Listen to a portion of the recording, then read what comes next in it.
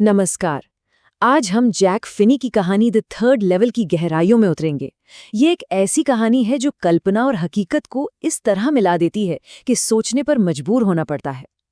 तो चलिए, समय और कल्पना के इस अनोखे सफर के लिए तैयार हो जाइए। कभी कभी ऐसा लगता है ना कि बस इस भागदौड़ भरी जिंदगी से कहीं दूर निकल जाएं। ये हम सब महसूस करते हैं। देखिए, एक तरफ है हमारी असलियत, मतलब टेंशन, भीड़ भाड़ और कभी न खत्म होने वाला प्रेशर। और दूसरी तरफ हमारी एक छोटी सी ख्वाहिश, एक शांत, सिंपल और सुकून भरी जिंदगी की। और आज हम जिस कहानी को समझने वाले हैं, वो इसी गिफ्यूल पर, इसी भावना पर बनी है। द थर्ड लेवल सिर्फ एक कहानी नहीं है, बल्कि ये इस बात की पड़ताल है कि हमारा मन टेंशन से बचने के लिए क्या-क्या कर सकता है। तो शुरू करते हैं पहले हिस्से से, बचने की आधुनिक इच्छा। कहानी का जो मेन कैरेक्टर है चार्ली, वो इसी इच्छा का एक जीता जागता उदाहरण है। तो है कौन ये चार्ली? चलिए मिलते हैं चार्ली से। चार्ली हम सब में से ही कोई एक है। न्यूयॉर्क शहर की भागदौड़ में फंसा हुआ, अपनी रोज की जिंदगी से एकदम परेशान, और मन ही मन एक ऐसी दुनिया चाहता है जो टेंशन फ्री हो। एक ऐसी दुनिया जो शायद कभी बीते हुए जमाने में हुआ करती थी। अब आता है दूसरा सेक्शन, अतीत का एक दरवाजा। और फिर एक दिन चार्ली को वो मिल ही जाता है जिसकी उसे तलाश थी, या कम से कम उसे ऐसा लगता तो है। एक दरवाजा जो उसे सीधे अतीत में ले जा सकता है। ये एक फैक्ट है। न्यूयॉर्क के मशहूर ग्रैंड सेंट्रल स्टेशन में ऑफिशियली सिर्फ 2 लेवल हैं। ये हमारी कहानी की रियलिटी का बेस है। लेकिन क्या सच में? कहानी यहीं पर एक बहुत ही दिलचस्प मोड़ लेती है और हमें मजबूर करती है कि हम हकीकत पर ही सवाल उठाएं। चार्ली दावा करता है कि उसे एक तीसरा लेवल मिला है, और ये जगह आज के न्यूयॉर्क से जमीन आसमान का फर्क है।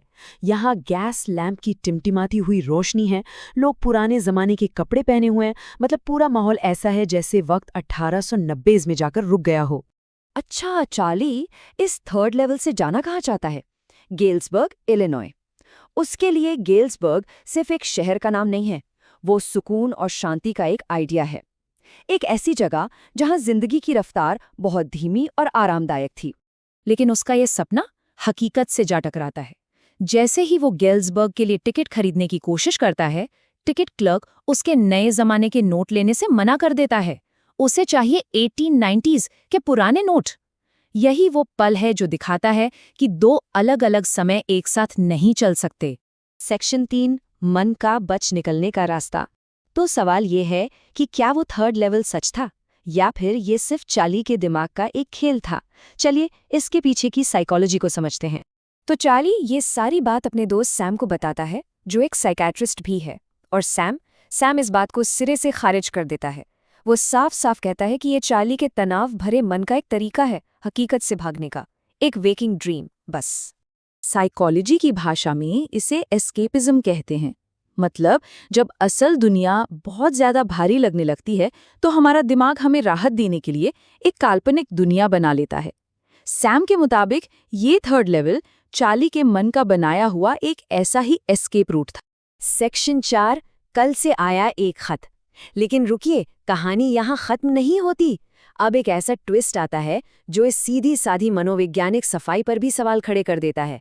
चार्ली को अचानक अपने दोस्त सैम का एक खत मिलता है, और हैरान करने वाली बात यह है कि खत पर तारीख है 1894 की, और वो गेल्सबर्ग से पोस्ट किया गया है। खत में सैम लिखता है कि उसे भी थर्ड लेवल मिल गया है और वो अब वहीं बस गया है। अब सवाल ये है कि क्या सैम भी कल्पना कर रहा था, या फिर वो थर्ड लेवल सच में मौजूद है? और जानते हैं, यही खत इस कहानी की सारी परतों को खोलकर रख देता है। ये कहानी असल में पलायनवाद के बारे में है, कल्पना और हकीकत के बीच उस धुंधली सी लाइन के बारे में है। और हाँ, आज की जिंदगी के तनाव और बीते हुए कल के लिए जो एक नॉस्टैल्जिया होता है ना, उसके बारे में भी। ये सारे आइडियाज एक दूसरे से पूरी तरह से जुड़े हुए हैं। और अब हमारा आखिरी सेक्शन, पलायन की वास्तविकता।